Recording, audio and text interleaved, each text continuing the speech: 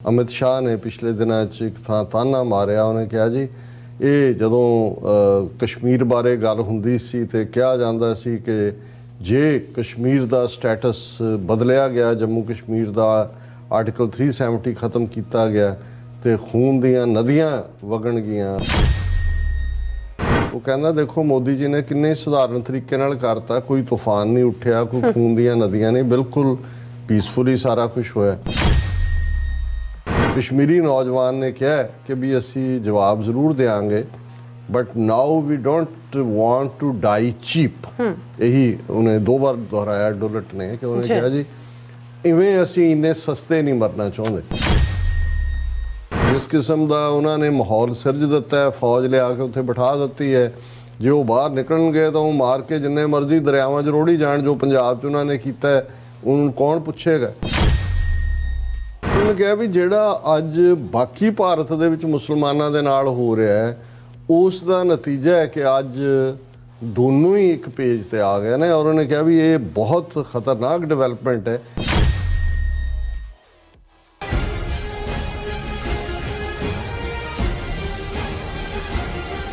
Viewers welcome back on program. So viewers गलबात करांगे कि भारत के मुसलमानों में जिथे डर ते सहम का माहौल है उत्थे कश्मीर वादी में खाड़कू घटनावां में भी वाधा हो रहा है। सो भारतीय जुडिशरी वालों मसीतां नूं शक के घेरे में लिया के हिंदुत्वियां के हक में फैसले जिहड़े ने वो दिते जा रहे हैं। सो इस बारे आपां गलबात करन जा रहे हैं। सो असीं चाहांगे कि तुसां इसे तरह जुड़े रहना, देखण सुनने या लिखण लई तुहाडा सब दा बहुत बहुत शुक्रिया जी। डॉक्टर साहब की कहना चाहोगे? देखो अज ही हालांकि है तो शायद 2 दिन पुराना सी इंटरव्यू रॉ दे चीफ रहे AS डुलट, अमरजीत सिंह डुलट ਜ਼ਾਰ है, सिर कटिया सिख है जी, उस दा करण थापर दे नाल इंटरव्यू। हालांकि उस तो पहला इस डुलट ने ISI चीफ दे नाल मिल के एक सांझी किताब भी लिखी हुई है। सो कुछ गल्लां क्योंकि जिन्ने इंटैलीजेंस दे हुंदे ने ऑफिसर्स खास तौर ते अपर लैडर तक जिहड़े पहुंचे हुंदे ने ये बहुत कुछ लुकाउंदे ने, पर कई बारी तुसी बिटवीन द लाइनस कुछ चीज़ां उस चों कंक्लूड कर सकते हो। अच्छा, हालांकि कश्मीर के हवाले नाल बहुत वार जदों ये प्रचारिया जाता है, देखो जी श्रीनगर के होटल तो भरे हुए ने यात्रुओं नाल, लाइफ नॉर्मल वर्गी हो रही है और बिल्कुल हालात। और अमित शाह ने पिछले दिनों एक थां ताना मारिया। उन्हें कहा जी ये जदों कश्मीर बारे गल हुंदी सी ते कहा जांदा सी कि जे कश्मीर दा स्टेटस बदलिया गया, जम्मू कश्मीर दा आर्टिकल 370 खत्म किया गया तो खून दियाँ नदियाँ वगणगियाँ और तूफान ऐसा उठेगा कि वो कहना देखो मोदी जी ने किन्ने सधारण तरीके नाल करता, कोई तूफान नहीं उठिया, कोई खून दियाँ नदियाँ नहीं, बिल्कुल पीसफुली सारा कुछ होया। हुण लेकिन जे तुसीं विच विचाले खबरां दा अंदाज़ा लांदे रहो कि भाई किधर नूं जा रही है गल, ये तो आया क्या पिछले दिनों भी एक रेवन्यू ऑफिशियल उस दे दफ्तर च जाके मारिया गया है। उस तो पहला एक कश्मीरी पंडित अपनी दुकान ते बैठा वा, पंडितां दे विच भी एक डर खौफ है ये घटनावां जां किते ना किते एक बुरके च आके किसी ने ग्रनेड सुट्टिया। सो आम नूं लगेगा कि भी ये तां एक जिहड़ियां ने छुट-पुट घटनावां ने इधरों उधरों। लेकिन अज जदों मैं उस इंटरव्यू नूं देखिया तो मैनूं एहसास होया कि भी ये वाकई, और ये गल AS डुलट कह रहा है राह दा चीफ, उन्हें कहा कि भी मैं भी जदों अक्तूबर के महीने गया, उस तो बाद अक्तूबर ज़ाहिर है 2021, तो मैनू भी इस गल की हैरानी सी कि जो कश्मीर च होया उस तो बाद एक्सपैक्टेड सी कि मास मूवमेंट खड़ी होएगी, लोग निकलणगे, और पर उस तरह होया नहीं। तो कहते कि भी मैं इस बारे गल करता रहा, पर एक नौजवान ने कहते जो मैनू एक ये जवाब दिता है कि जिन्हें मैनू ये दस दिता भी ये जो कुछ कर रहा है, उन्हें कहा कश्मीरी बहुत सियाणे पढ़े लिखे भी ने और ये भी उन्होंने स्ट्रैटजी का हिस्सा से। कहते भी उस कश्मीरी नौजवान ने कहा कि भी असी जवाब जरूर देंगे but now we don't want to die cheap. यही उन्हें 2 बार दोहराया डुलट ने कि उन्हें कहा जी इवें असी इन्ने सस्ते नहीं मरना चाहते। हुण वो ये समझते सी कि जे जिस किस्म का उन्होंने माहौल सिरज दिता है, फौज लिया के उत्थे बिठा दी है, जे वो बाहर निकलणगे तो वो मार के जिन्ने मर्जी दरियावां च रोड़ी जाण, जो पंजाब च उन्होंने किया है उन्होंने कौन पूछेगा। ਉਹਨਾਂ ਨੇ ਕਿਹਾ ਕਿ ਵੀ, ਔਰ ਇਹ ਡੁਲਟ ਕਹਿ ਰਿਹਾ ਕਿ ਅੱਗੇ ਸਾਊਥ ਕਸ਼ਮੀਰ ਦੇ ਵਿੱਚ ਹੀ ਵਾਕਿਆ ਹੁੰਦੇ ਸੀ, ਹੁਣ ਉਹਨਾਂ ਦਾ ਆਪਰੇਸ਼ਨਲ ਸੈੱਲ ਸ੍ਰੀਨਗਰ 'ਚ ਹੈ, ਔਰ ਜਿਵੇਂ ਉਹ ਟਾਰਗੇਟਡ ਕਿਲਿੰਗ ਕਰ ਰਹੇ ਨੇ, ਉਹਨੇ ਕਿਹਾ ਆਉਣ ਵਾਲੇ ਪੀਰੀਅਡ 'ਚ ਇਹ ਜਿਹੜੀ ਨਵਾਂ ਫੇਜ਼ ਹੈ ਜਿਹਦੇ ਥੱਲੇ ਉਹਨਾਂ ਨੇ ਬਿਲਕੁਲ ਆਪਣੀ ਸਟ੍ਰੈਟਜੀ ਬਦਲ ਲਈ। ਉਹਨਾਂ ਨੇ ਕਿਹਾ ਚਿਹਰਾ ਹੀ ਨਹੀਂ ਹੈ ਕਿਸੇ ਦਾ, ਤੁਹਾਨੂੰ ਪਤਾ ਹੀ ਨਹੀਂ ਵੀ ਕਿਵੇਂ ਆਪਰੇਟ। ਸਰਕਾਰ ਨੇ ਤਾਂ ਸਮਝਿਆ ਕਿ ਉਹਨੇ ਸਈਦ ਅਲੀ ਸ਼ਾਹ ਗਿਲਾਨੀ ਵੈਸੇ ਮਰ ਗਿਆ, ਉਹਨੂੰ ਦੂਸਰਿਆਂ ਨੂੰ ਜਿਹੜਾ ਹੈ ਉਹ ਉਹਨਾਂ ਨੇ ਹਿਰਾਸਤ 'ਚ ਰੱਖਿਆ ਹੋਇਆ, ਯਾਸਿਨ ਮਲਿਕ ਦੇ ਖਿਲਾਫ ਵੈਸੇ ਕੇਸ ਬਣਾ ਦਿੱਤੇ ਨੇ, ਮੀਰਵਾਇਜ਼ ਉਮਰ ਫਾਰੂਕ ਨਜ਼ਰਬੰਦੀ 'ਚ ਹੈ ਕਿ ਗੱਲ ਮੁੱਕ ਗਈ, ਔਰ ਫਾਰੂਕ ਅਬਦੁੱਲਾ ਜਾਂ ਮਹਿਬੂਬਾ ਮੁਫਤੀ ਔਰ ਦੂਸਰੇ ਜਿਹੜੇ ਨੇ ਲੋਨ, ਸਜਦ ਲੋਨ, ਇਹ ਸਾਰੇ ਜਿਹੜੇ ਨੇ ਅਸੀਂ ਇਰਰੈਲੇਵੈਂਟ ਕਰਤੇ। ਪਰ ਮੈਂ ਅੱਜ ਮੇਰੇ ਇਸ ਗੱਲ ਤੋਂ ਬਾਅਦ ਮੈਨੂੰ ਲੱਗਾ ਕਿ ਵੀ ਇਹ ਇੱਕ ਨਵਾਂ ਫੇਜ਼ ਹੈ ਉਹਨਾਂ ਦੀ ਮੂਵਮੈਂਟ ਦਾ। ਔਰ ਨਾਲ ਉਹਨਾਂ ਨੇ ਇਹ ਗੱਲ ਕਹੀ ਕਿ ਵੀ ਇਸ ਤੋਂ ਪਹਿਲਾਂ ਭਾਰਤ ਦੇ ਬਾਕੀ ਮੁਸਲਮਾਨ ਇਹ ਸਮਝਦੇ ਸੀ ਵੀ ਅਸੀਂ ਤਾਂ ਭਾਰਤ ਦੇ ਲਾਇਲ ਹੈ, ਉਹ ਕਸ਼ਮੀਰੀਆਂ ਨੂੰ ਬੁਰਾ ਭਲਾ ਕਹਿੰਦੇ ਸੀ। ਅੱਛਾ, ਕਿ ਜੀ ਇਹ ਲੱਗੇ ਹੋਏ ਨੇ, ਤਾਂ ਕਸ਼ਮੀਰੀ ਸਮਝਦੇ ਸੀ ਵੀ ਸਾਡਾ ਆਪਣਾ ਹੈਗਾ, ਇਹ ਬਾਕੀ ਤਾਂ ਬੁਜ਼ਦਿਲ ਨੇ। ਪਰ ਉਹਨੇ ਕਿਹਾ ਵੀ ਜਿਹੜਾ ਅੱਜ ਬਾਕੀ ਭਾਰਤ ਦੇ ਵਿੱਚ ਮੁਸਲਮਾਨਾਂ ਦੇ ਨਾਲ ਹੋ ਰਿਹਾ ਹੈ, ਉਸ ਦਾ ਨਤੀਜਾ ਹੈ ਕਿ ਅੱਜ ਦੋਨੋਂ ਹੀ ਇੱਕ ਪੇਜ ਤੇ ਆ ਗਏ ਨੇ। ਔਰ ਉਹਨੇ ਕਿਹਾ ਵੀ ਇਹ ਬਹੁਤ ਖਤਰਨਾਕ ਡਿਵੈਲਪਮੈਂਟ ਹੈ। ਫਿਰ ਉਹਨੇ ਕਿਹਾ ਜੀ ਜਿਵੇਂ ਇਸ ਵਾਰ ਰਮਜ਼ਾਨ ਦਾ ਮਹੀਨਾ ਔਰ ਰਮਜ਼ਾਨ ਔਰ ਨਵਰਾਤਰੇ ਉਹ ਇੱਕੋ ਪੀਰੀਅਡ ਦੇ ਵਿੱਚ ਆਏ, ਉਹੀ ਦਿਨਾਂ 'ਚ, ਔਰ ਇਹ ਹਿੰਦੂ ਤਵੀਆਂ ਨੇ ਕਸ਼ਮੀਰ ਦੇ ਵਿੱਚ ਇਹ ਕਿਹਾ ਜੀ ਦੇਖੋ ਤੁਸੀਂ ਜਿਹੜਾ ਸਾਡੇ ਜਜ਼ਬਾਤਾਂ ਦਾ ਧਿਆਨ ਰੱਖਦੇ ਆ, ਰਮਜ਼ਾਨ ਇਹਦੇ ਵਿੱਚ ਜਿਹੜਾ ਉਹ ਬੱਕਰੇ ਨਾ ਵੱਢੋ, ਕਿਉਂਕਿ ਜਿਹੜਾ ਉਹ ਕੁਰਬਾਨੀ ਨਾ ਦਿਓ ਜਾਂ ਜੋ ਵੀ ਹੈ ਮੀਟ। ਤੇ ਕਹਿੰਦੇ ਵੀ ਉਹਦੇ ਜਵਾਬ 'ਚ ਉਮਰ ਅਬਦੁੱਲਾ ਨੇ ਟਵੀਟ ਕੀਤਾ ਕਿ ਬਿਲਕੁਲ ਠੀਕ ਹੈ, ਫੈਲੋ ਮਜ਼ਹਬ ਵਾਲਿਆਂ ਦਾ ਧਿਆਨ ਰੱਖਣਾ ਚਾਹੀਦਾ, ਤੇ ਸਾਡੇ ਹਿੰਦੂ ਭਰਾ ਸਾਡੇ ਨਾਲ ਮਜ਼ਹਬੀ ਯਕਜਹਿਤੀ ਦਾ ਪ੍ਰਗਟਾਵਾ ਕਰਦੇ ਆ, ਖੁਦ ਕਿਉਂ ਨਹੀਂ ਰੋਜ਼ੇ ਰੱਖ ਲੈਂਦੇ। ਹੁਣ ਉਹਨੇ ਕਿਹਾ ਵੀ ਇਹ ਜਿਹੜਾ ਤੁਸੀਂ ਜਿਹੜਾ ਇਹਦੇ ਵਿਚਲੀ ਇਹ ਡੂੰਘਾਈ ਹੈ ਇਸ ਸਾਰੇ ਆਰਗੂਮੈਂਟ ਦੀ ਜਾਂ ਦੂਜੀ, ਇਹ ਦੱਸ ਰਹੀ ਹੈ ਕਿ ਵੀ ਗੱਲ ਕਿੱਧਰ ਨੂੰ ਜਾ ਰਹੀ ਹੈ। ਔਰ ਉਹਨਾਂ ਨੇ ਕਿਹਾ ਕਿ ਵੀ ਜਿਹੜੀ ਇੱਕ ਲੱਗ ਰਹੀ ਹੈ ਕਿ ਓਵਰਗਰਾਊਂਡ ਸ਼ਾਂਤੀ ਤੇ ਟੂਰਿਸਟ ਚਲੇ ਗਏ, ਉਹਨੇ ਕਿਹਾ ਵੀ ਉਹ ਜੁਝਾਰੂਆਂ ਨੇ ਟੂਰਿਸਟਾਂ ਨੂੰ ਤਾਂ ਨਿਸ਼ਾਨਾ ਬਣਾਉਣਾ ਹੀ ਨਹੀਂ ਹੈ, ਕਿਉਂਕਿ ਉਹੀ ਉਹਨਾਂ ਦੀ ਇਨਕਮ ਹੈ। ਉਹਨਾਂ ਦੇ ਜਿਹੜੇ ਲੋਕ ਕੋਈ ਸ਼ਿਕਾਰਿਆਂ ਤੇ ਨੇ, ਕੋਈ ਭਾਰ ਢੋਣ ਵਾਲੇ ਨੇ, ਕੋਈ ਉਹਨਾਂ ਦੇ ਰੈਸਟੋਰੈਂਟ ਨੇ, ਕੋਈ ਦੂਜਾ, ਉਹ ਉਹਨੂੰ ਟਾਰਗੇਟ ਨਹੀਂ ਕਰਨੇ। ਉਹਨੇ ਕਿਹਾ ਜੀ ਈਵਨ ਅਮਰਨਾਥ ਯਾਤਰਾ ਵੀ, ਕਿਉਂਕਿ ਉਹਦੇ 'ਚ ਵੀ ਉਹਨਾਂ ਦੇ ਕੋਈ ਭਾਰ ਢੋਣ ਵਾਲੇ ਨੇ, ਖੱਚਰਾਂ ਵਾਲੇ ਨੇ, ਰੈਸਟੋਰੈਂਟਾਂ ਵਾਲੇ ਨੇ, ਉਹਨਾਂ ਦੀ ਰੋਟੀ ਰੋਜ਼ੀ ਜਿਹੜੀ ਹੈ ਉਹਦੇ 'ਚੋਂ ਨਿਕਲਦੀ ਹੈ। ਪਰ ਉਹ ਇਸ ਤਰੀਕੇ ਨਾਲ ਐਂਟਰੈਂਚਡ ਨੇ ਕਿ ਇਹ ਅਜੇ ਭਾਰਤ ਦੀਆਂ, ਔਰ ਉਹਨਾਂ ਨੇ ਕਿਹਾ ਵੀ ਬਿਲਕੁਲ ਉੱਥੇ ਜਿਹੜੀ ਬਿਊਰੋਕਰੇਸੀ ਔਰ ਦੂਸਰੀ ਬੈਠੀ ਹੋਈ ਹੈ ਉਹ ਟੋਟਲ ਫੇਲ ਹੈ, ਉਹਨਾਂ ਨੂੰ ਪਤਾ ਨਹੀਂ ਲੱਗ ਰਿਹਾ ਕਿ ਵੀ ਉਹਨਾਂ ਨੇ ਕੀ ਕਰਨਾ। ਸੋ ਇਹ ਫੇਜ਼ ਸਮਝਣਾ ਜ਼ਰੂਰੀ ਹੈ, ਕਿਉਂਕਿ ਬਹੁਤ ਵਾਰ ਮੈਨੂੰ ਵੀ ਇਹ ਲੱਗਦਾ ਸੀ ਵੀ ਕਸ਼ਮੀਰੀ ਇਸ ਹੱਦ ਤੱਕ ਜਿਨ੍ਹਾਂ ਨੇ 1999 ਤੋਂ ਲੈ ਕੇ ਕਿਵੇਂ ਰੈਜ਼ਿਸਟੈਂਸ ਦਿੱਤੀ, 2019 ਤੋਂ ਬਾਅਦ ਉਸ ਲੈਵਲ ਦਾ ਜਿਹੜੀ ਹੈ ਮਾਸ ਰੈਜ਼ਿਸਟੈਂਸ ਸਾਹਮਣੇ ਨਹੀਂ ਆਈ। ਸੋ ਜ਼ਾਹਰ ਹੈ ਜਿਹੜਾ ਉਹਦਾ ਉਹ ਡਾਇਲੌਗ ਹੈ ਕਿ we don't want to die so cheap, ਕਿ ਉਹਨਾਂ ਨੇ ਆਪਣੀ ਸਟ੍ਰੈਟਜੀ ਬਦਲੀ ਹੈ। ਹੁਣ ਕਿਉਂਕਿ ਦੇਖੋ ਕੋਈ ਵੀ ਸਿਚੁਏਸ਼ਨ ਬਦਲਦੀ ਉਦੋਂ ਹੈ ਜਾਂ ਕਈ ਵਾਰ ਸਾਨੂੰ ਵੀ ਕਈ ਵੈਲ ਮੀਨਿੰਗ ਨੌਨ ਸਿੱਖ ਇਹ ਪੁੱਛਣਗੇ ਕਿ ਕੀ ਸਿੱਖਾਂ ਦਾ ਕੋਈ ਐਸਾ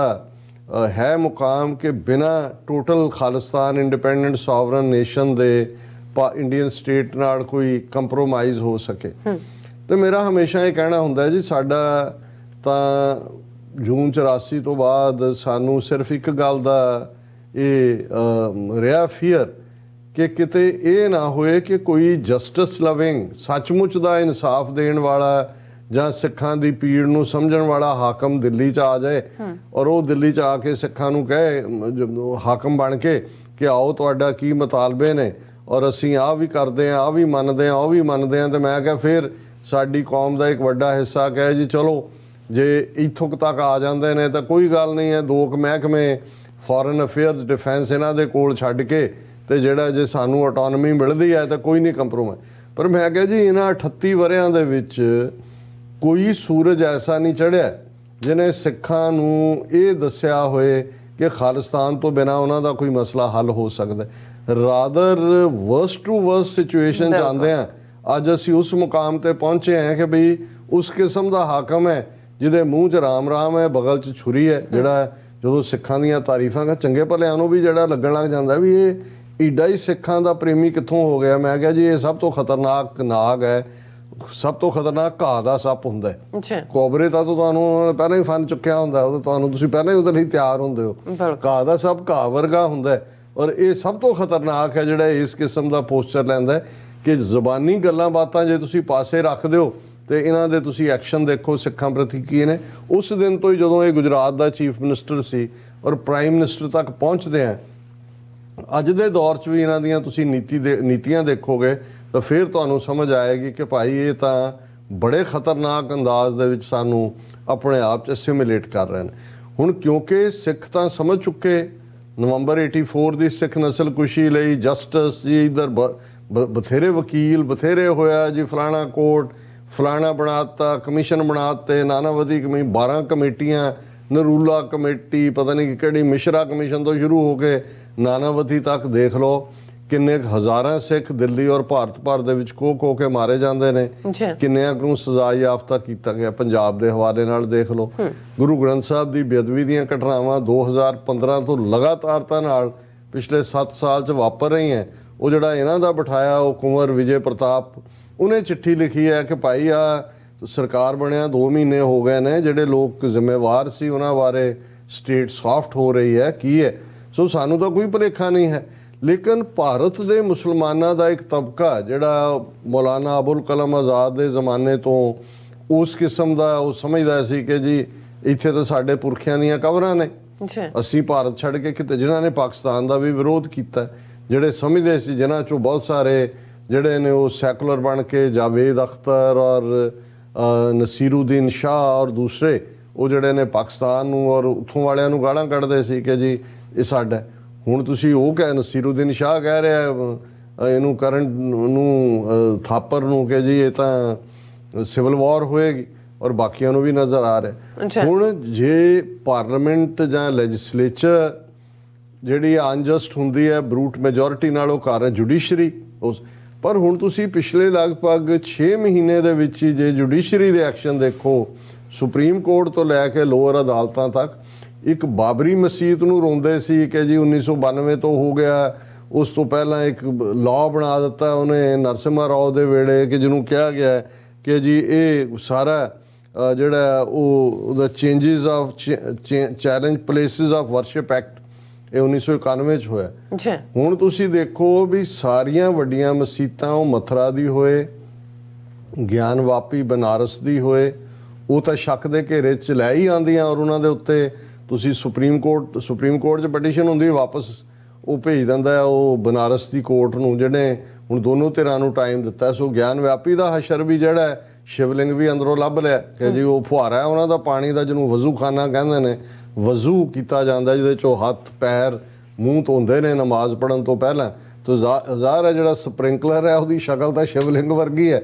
ਉਹ ਕਿਤੇ ਟੁੱਟਾ ਉਹਦੇ 'ਚ ਡਿੱਗਿਆ ਹੋਣਾ, ਉਹਨੂੰ ਕਹਤਾ ਜੀ ਸ਼ਿਵਲਿੰਗ ਲੱਭ ਪਿਆ ਉਹਦਾ, ਔਰ ਸੁਪਰੀਮ ਕੋਰਟ ਵਾਪਸ ਉੱਥੇ ਭੇਜ ਰਿਹਾ ਉਹਨਾਂ ਨੂੰ। ਔਰ ਕੱਲਾ ਇਹੀ ਨਹੀਂ, ਈਵਨ ਤਾਜ ਮਹਿਲ ਔਰ ਕੁਤਬ ਮੀਨਾਰ ਨੂੰ ਲੈ ਕੇ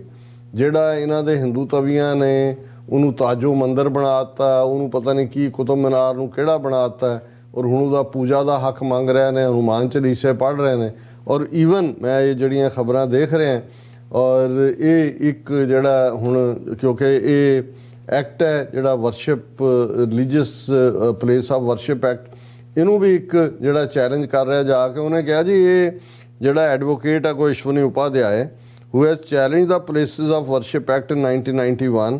has moved the Supreme Court seeking to be made a party in Gyanvapi case while arguing that a temple's religious character doesn't change merely because it was demolished once upon a time. ਉਹਨੇ ਕਿਹਾ ਜੀ ਇਹ ਠੀਕ ਹੈ, act ਕਹਿੰਦਾ ਵੀ ਬਦਲਿਆ ਨਹੀਂ ਜਾ ਸਕਦਾ, ਪਰ ਟੈਂਪਲ ਤਾਂ 800 ਸਾਲ ਪਹਿਲਾਂ ਵੀ ਟੈਂਪਲ ਹੀ ਸੀ। ਜੇ ਉਹਨੂੰ ਤੋੜ ਕੇ ਮਸਜਿਦ ਬਣਾ ਦਿੱਤੀ, ਕੋਈ ਟੈਂਪਲ ਥੋੜੀ ਬਦਲ ਗਿਆ। ਸੋ ਤਾਂ ਟੈਂਪਲ ਸਾਡਾ ਹੱਕ ਹੀ ਹੈ। ਉਹਨੇ ਕਿਹਾ ਕਿ